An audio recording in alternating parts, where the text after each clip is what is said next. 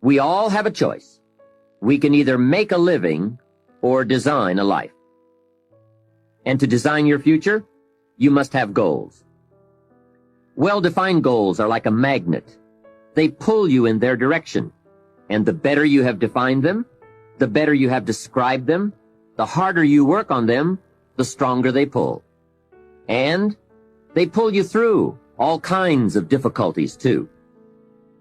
Now, we're going to take some time to actually start designing the next 10 years of your life.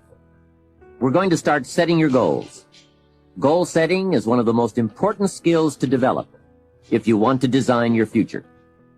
I'm going to give you enough homework not only to keep you busy for the rest of your life, but also to help you create the kind of life you may have always dreamed about living, but never believed possible. So let's get on with it. The sooner you exert the discipline, the sooner you will be enjoying the results. Once the results start to come, believe me, you won't mind the hard work and discipline it's going to take. There are short-term goals and long-term goals. Sometimes you're flying across the country, other times you're just walking down to the corner grocery store. Long-term goals are the equivalent of a major journey. When you reach the point where you've achieved your long-term goals, your life will be fundamentally changed, and the process of getting to that point will transform you into a stronger, wiser, higher-performing person than you are now. How can you identify your long-term goals? On a sheet of paper or in a notebook, write these 5 headings. Number 1, what do I want to do? Number 2, what do I want to be? Number 3, what do I want to see? Number 4, what do I want to have? And number 5, where do I want to go? Now, under each of these categories, write down several possible long-term goals. Be very relaxed about this. Just allow your mind to flow and come up with 3 to 6 ideas for each category. Don't worry about a lot of details at this point, and don't spend too much time describing a particular goal. In category number 1, for example, what do I want to do? Suppose you want to write a book about the history of your family. Just quickly jot down family history. Then as you look down the list of categories, it occurs to you that you've always wanted to see the pyramids in Egypt. So you write pyramids. Keep writing down ideas as long as the list of categories continues to inspire you. You'll probably be surprised at some of the things that turn up. You may have kept a great many desires and aspirations hidden in the back of your mind, but the opportunity to write them down will move them to the forefront of your consciousness. That's one of the benefits of this technique. When you're satisfied with your list of long-term goals, read through the list once again. Then, beside each item, write the number of years that you believe it will take you to achieve that particular goal. It's best to round off the numbers into 1-year, 3-year, 5-year, 10-year categories. For example, you may estimate that it will take you 10 years to research and write the book on your family history. But you'll need only 5 years to get yourself into a position where you can take a trip to the pyramids. Create a time frame like this for every one of your long-term goals. Immediate goals, those that will take less than a year to achieve, are important too, of course, and we'll deal with those separately in a moment. When you're finished entering your time frames, there should be a fairly balanced distribution of all your goals. If there are many 1- and 3-year objectives, but only a few in the 10-year category, maybe you need to think more about what you really want your life to add up to. What kind of life you really want to build over the long run. But if there's a preponderance of 10-year goals, and relatively few of the shorter-term variety, this may be an indication that you're putting things off, that you're focused too much on where you'll be at the end of the day and not enough on what you can accomplish right now. Keep working on your list, adding and subtracting goals with various time frames. until you've created a more or less even distribution. Now comes the really challenging and interesting part. So far, you've just been adding things to the list, but now it's time to start making some selections. Now you're going to start asking yourself, what's really important compared to what might just be sort of fun? Choose 4 goals from each of the 4 time frames, 1 year, 3 year, 5 year, and 10 year. Now you have 16 separate goals. So far, you've only referred to them in shorthand fashion, but now you're going to start seeing them very, very clearly in your mind's eye. You're going to see each goal just as if it were being realized this very minute. And you're going to write down a detailed description of exactly what you see. Do you intend to open a handmade furniture store in 3 years? What will the store look like from the street out front? Will there be gold leaf lettering on the windows? Or will there be a sign hanging over the door instead? How many square feet will the store contain? Will there be a showroom area for the furniture in front and a workspace in back? Or will the furniture be built at a different location? Do you intend to have any employees, or will you run the business entirely by yourself? Think of all the questions that need to be answered in order to see your goal with absolute clarity. And then write the information down in a notebook or on a piece of paper. That will become one of your most important personal possessions. But that's not all. Any goal is a powerful motivator only if there's a powerful reason behind it. Why do you want to achieve your goals? Why do you want to own a handmade furniture store, or a private airplane, or a newspaper in a small town in Vermont? Why do you want to compete in a triathlon, or visit the Australian outback, or be the first woman in your family to earn a PhD? Write down your reasons for wanting each goal in the same degree of detail that you use to write your descriptions. If you can't find a clear and convincing reason for each of your 16 goals, do some serious reevaluating. You may have more whims or pipe dreams than real goals, and now is the time to make that discovery. Keep working on your list until you have 16 clearly envisioned, strongly motivating, long-term goals. Review what you've written at times, and keep track of your progress toward these objectives. Above all, persevere. Goal setting is a very important first step, but goal achievement is a continuous, lifelong process. That's what makes it so challenging.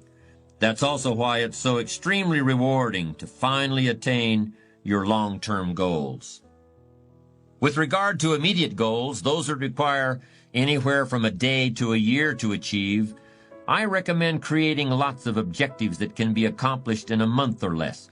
Write them down. Read what you've written at frequent intervals. Keep track of your progress. And do something often that brings you closer to realizing these very short-term objectives. That way, you'll always have something to celebrate. These goals are not only important in their own right, they're also confidence builders and motivators toward a lifestyle based on perseverance and achievement. Another thing to check for on your list is that you have included goals for each of these 3 important categories. First, make sure you've listed your economic goals, your goals for income, profits, and productivity. Second, make certain your list includes material items you want, tangibles, such as a home, a car, a boat, furniture, or jewelry. Don't attach the wrong importance to things, but they are important.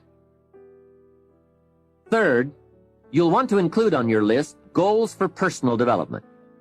Write down all your personal development goals. Your goals to be more physically fit, to lose weight, to be more decisive, to be a more effective leader, to be a better communicator, to learn another language. Of course, there are other types of goals to consider: family goals, social goals, lifestyle goals. This is pretty heavy homework, but remember, Whether or not you do your homework shows up in the marketplace, as well as in the classroom. After you have determined which of your goals are 1 year, 3 year, 5 year, and 10 year, and after you've made certain your list includes economic goals, things, and personal development goals, I want you to go back to this list again. Now pick out the 4 most important 1-year goals, the 4 most important 3-year goals, the 4 most important 5-year goals, and the 4 most important 10-year goals. Those 16 goals will give you plenty of work for now. Get out some more paper, and in a brief paragraph, describe each goal. How high, how long, how much, what size, what model, what color, for example. Also describe why it is important to you. This is a process where you either talk yourself into it or talk yourself out of it, which is good. When you're unclear as to why something is important, usually you put only half-hearted effort into it. What you want is a powerful motivator, but the reason why you want it is an even more powerful motivator. It has greater pull. You may find that some of your goals you thought at first glance were important are not important after all. Do some reflecting, refining, and revising. The point is, right now, try to have approximately 4 1-year, 3-year, 5-year, and 10-year goals that you truly believe in, that inspire you, that you've sold yourself on. When these goals and the reasons you want to obtain them are each clearly described in a brief paragraph, transfer this information to a journal or some type of notebook that you can carry with you easily and refer to often.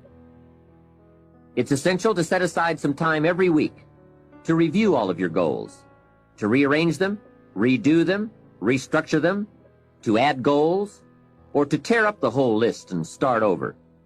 Goal setting is not something you do just once. It's a continual process. Also, you must constantly check your progress toward your goals. You don't want to fall too far behind on, or worse, lose sight of, your important goals. Your goals for tomorrow, next week, next month, 6 months from now. These are goals you can accomplish within the next year, the immediate future. We call these goals confidence builders. When you work hard, burn the midnight oil, and accomplish these little things, it builds your confidence to go for your long-range goals. Write down in your notebook or journal all the little things you would like to have or accomplish in the next year. How you set up this list is up to you. You might want to break it down by week or by month. Set it up in whatever way works well for you. Part of the fun of having a list is being able to check off something as obtained or completed. Every week, try to check off at least one thing on your list of short-term goals. And when you are able to check off something major, something on your list of long-range goals, celebrate. Make winning joyful. Congratulate yourself. It is very important to celebrate progress. We grow from 2 experiences. One is the joy of winning, and the other is the pain of losing. Here's what that also means. Make losing painful. Put it on yourself. If you set something up, fooled around, didn't pull it off, put it on yourself. And get around people who will help in this area. Hey, don't join an easy crowd. Go where the expectations are high, where the pressure to perform is high. It's how we grow. Here's a most important question to spend some time answering. What kind of person will I have to become to get all I want? Write down a few thoughts on that. Write down some skills you'll have to develop, for example, and some of the things you're going to have to learn.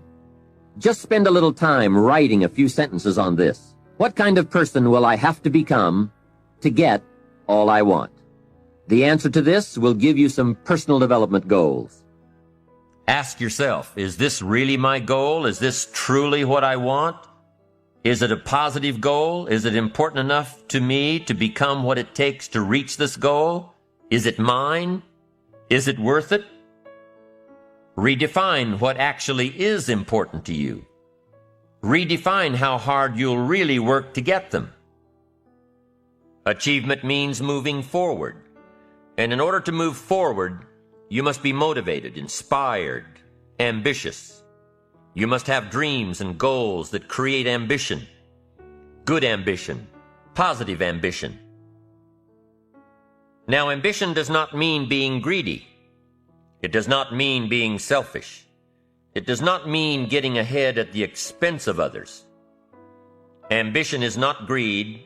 Ambition is not avarice, an all-consuming desire for wealth. Ambition is not hoping you can win at the expense of others. Ambition is not greed. Ambition is an eager desire to achieve, an eager desire to get ahead in life, to do more for your family, to prosper in health, wealth, and relationships. Set some challenging goals. Set some goals that'll make you stretch, become more than you ever thought you could become.